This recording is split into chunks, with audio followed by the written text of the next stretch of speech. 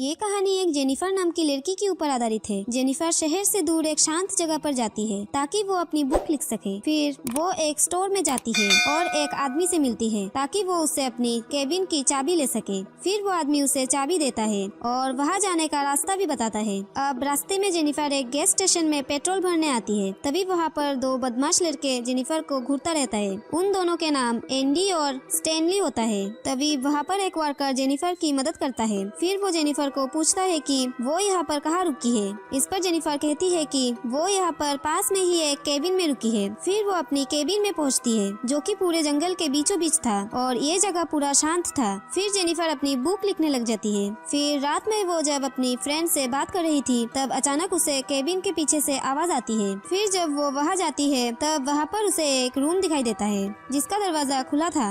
उस रूम के अंदर कई सारे औजार दिखाई देता है और वहाँ पर एक जहरीला पाउडर भी था। फिर वो उस दरवाजे को बंद कर देती है और वापस अपनी केबिन में आ जाती है। फिर वो कॉफी पीते समय गलती से उसके ऊपर कॉफी गिर जाती है। फिर वो उसे धोने के लिए अंदर जाती है और तभी हम देखते हैं कि खिड़की से उसे कोई देख रहा है। अगली सुबह जेनिफर जब जॉगिंग करने जाती है तब उसे वहाँ एक घर दिखाई देती है। फिर वो उस घर के अंदर जाती है। ये घर तो पूरा खाली है। फिर वो अपनी केबिन में आती है और वॉशरूम में जाती है पर वहाँ पर पानी नहीं आता। फिर वो उसे ठीक करने के लिए कॉल करती है। फिर कुछ देर बाद मैथ्यू नाम का एक लड़का वहाँ आके नल को ठीक करता है। फिर जेनिफर उसके गाल पर किस करके उसे थैंक यू बोलती है, लेकिन वो लड़का बहुत सीधा साधा था इसीलिए वो डर के वहाँ से भाग जाता है। फिर शाम को मैथ्यू एंडी, जॉनी और स्टैनली के साथ फिशिंग करने जाता है जहाँ वो उनसे बताता है कि उस लड़की ने उसकी गाल पर किस किया है। ये सुनकर जॉनी को उसकी बातों पर विश्वास ही नहीं होता। तभी स्टैनली जॉनी को अपने कैमरे में वीडियो दिखाता है जिससे हमें पता चलता है कि वो ही जेनिफर के खिड़की से देख रहा था। ये सब देखकर जॉनी की नीयत खराब होने लगती है और अब वो जेनिफर के साथ गलत करना चाहता है। फिर रात में जब जेनिफर सो रही थी तब अचानक से उसके दरवाजे पर कुछ आवाज आती है। जब वो वहाँ जाती है तब उसे वहाँ पर एक मरी हुई चिड़िया दिखाई देती है और वो देखती है कि उसकी सामने वाला घर का दरवाजा खुला हुआ था। फिर वो उसे बंद करके वापस अपनी रूम में आ जाती है। तभी वो अपनी लैपटॉप पर उन्हीं तीनों का फोटो देखती है जिसके बाद वो तीनों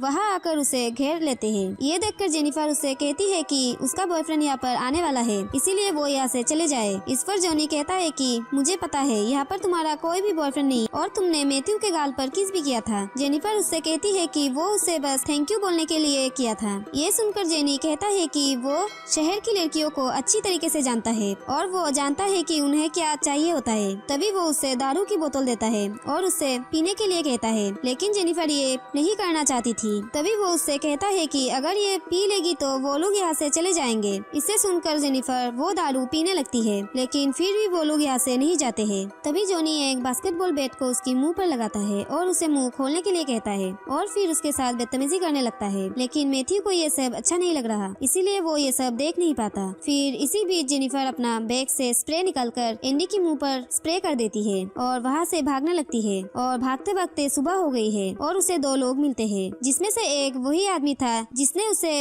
रूम का चाबी दिया था और वो उन्हें सारी बातें बताती है। फिर वो आदमी कहता है कि तुम चिंता मत करो। उसे लेकर वापस उसी रूम में जाता है लेकिन अब वहाँ पर उसे कोई नहीं मिलता। ये देखकर वो उसे कहता है कि शायद तुम्हें कोई हेलोसिनेशन हुआ होगा। फिर वो आदमी जब जेनिफर को टच करने लगता है तभी वहाँ पर बाकी सब लड़के भी आ जाते हैं जिससे जेनिफर को पता चलता है कि वो सभी लोग आपस में मिले हुए हैं। तभी वो आदमी उसे कहता है कि अभी तुम्हारे साथ बहुत गलत होने वाला है। तभी जॉनी मैथ्यू को पकड़ लेता है और मैथ्यू को अपना सारा कपड़ा उतारने के लिए कहता है। वो लोग मैथ्यू को उस्काता है। फिर मैथ्यू भी अपना कपड़ा उतारने लगता है। इसके बाद वो लोग जेनिफर के कपड़े फाड़कर उसे जमीन पर लेटा देते हैं और फिर मैथ्यू को उसके साथ इंटीमेट होने के लिए कहता है। फिर मैथ्यू ना चाहते हुए भी इंटीमेट हो जाता है और जेनिफर को बहुत दर्द होता है। तभी शेरिफ को उसकी बेटी एंजल का कॉल आता है और जो उसे आज जल्दी घर आने के लिए कहती है। फिर वो लोग जेनिफर को वही छोड़कर जाने लगते हैं। उन लोगों के जाने के बाद जेनिफर किसी तरह उठती है और वहाँ से बाहर निकलकर जाने लगती है। लेकिन तभी आगे जेनिफर को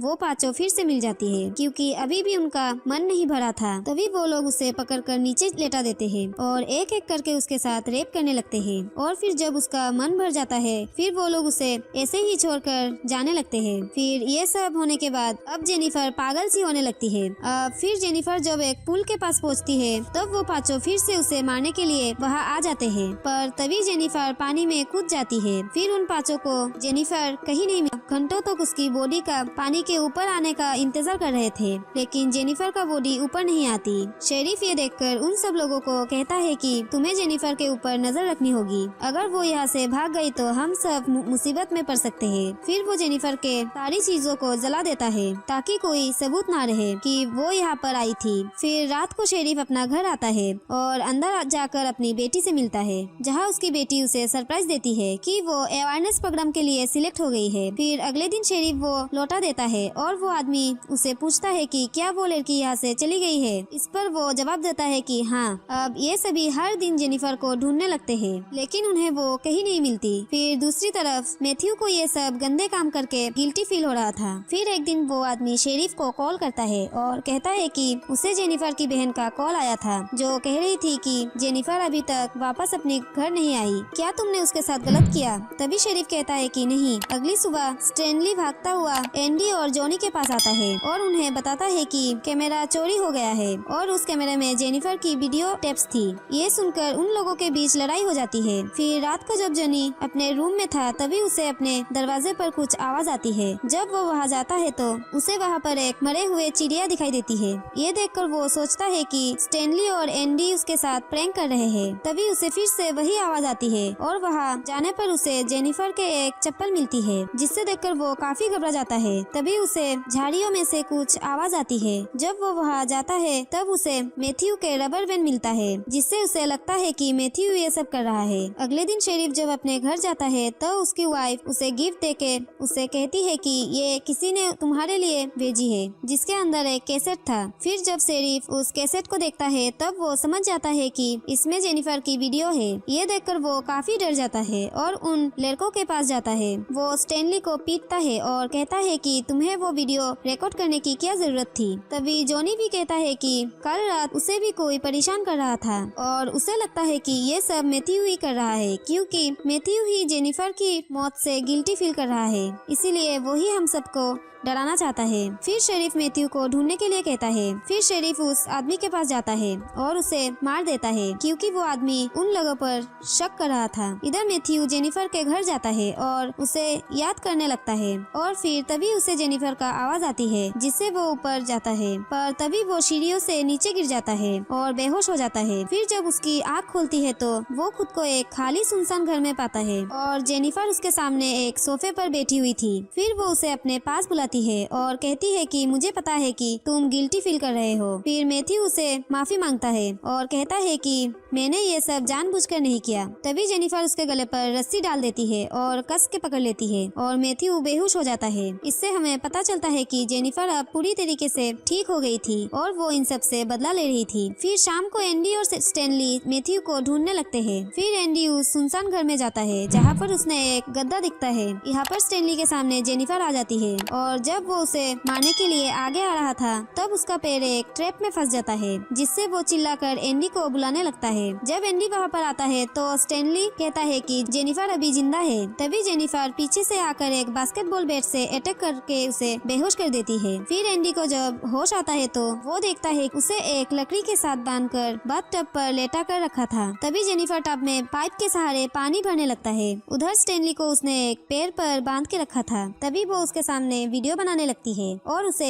चूहा खिलाने लगती है। फिर वो उसके आईब्रो एक तार के सहारे ऊपर बांध के रखती है, जिससे वो अपनी आंखें बंद न कर सके। फिर वो एंडी के पास जाती है जहाँ एंडी उसे माफी मांगता है। जेनिफर उससे कहती है कि वो भी इसी तरह इसके सामने ऐसे ही गिड़गिड़ाई थी, लेकिन उन्होंने उसकी एक नहीं सुनी और उसके साथ बहुत गलत किया। फिर वो उसका मुंह पानी में डुबाकर कहती है कि वो उसे बहुत बुरी मौत देने वाली है। फिर वो एक मछली का पेट फाड़कर उसका मांस निकलकर स्टैनली के आंखों में घुसा देती है। इसके बाद वो एंडी के पास जाकर उसके पानी में जहर मिला देती है और फिर उसमें से लकड़ी निकाल देती है, जिससे वो जहर वाली पानी में गिर जाता है और उसका मुंह पूरा जल जाता है। इधर स्टैनली के सामने कुछ पंछी आकर स्टैनली के आंखों से मांस खाने लगते, तभी वो उसकी आंखें भी निकाल लेते हैं, जिससे उसकी बुरी तरीके से मौत हो जाती है। इसके बाद जेनिफर उसे वहीं पर छोड़ के गैस स्टेशन पर जाती है। जॉनी को किडनैप कर लेती है। इसके बाद वो उससे बांधकर उसके साथ टॉर्चर करने लगती है। फिर उसका प्राइवेट पार्ट काटकर उसके ही मुंह में डाल देती है।